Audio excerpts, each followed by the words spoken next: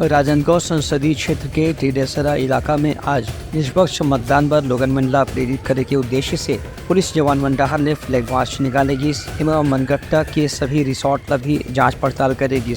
अतिरिक्त पुलिस अधीक्षक राहुल देव शर्मा और नगर पुलिस अधीक्षक पुष्पेंद्र नायक के मार्गदर्शन में ये मार्च पास्ट हुई, जिमा की सोमनी क्षेत्र में जवान मन पैदल मार्च करें और पेट्रोलिंग के जरिए भी लोगन मंडला ये बात के भरोसे दिलाने का प्रयास करें कि निष्पक्ष और शांतिपूर्ण मतदान पर उमला हर तरह से पुलिस और प्रशासन डहाल ने सहयोग कर जाए। पुलिस अधिकारी मन के कहना है कि राजनांदगांव चूँकि संवेदनशील लोकसभा क्षेत्र में आते और कुछ हिस्सा महाराष्ट्र की सीमा से भी रखते जो कि नक्सल प्रभावित क्षेत्र माने जाते।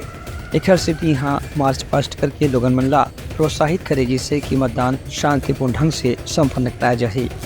Bureau report Telangana news.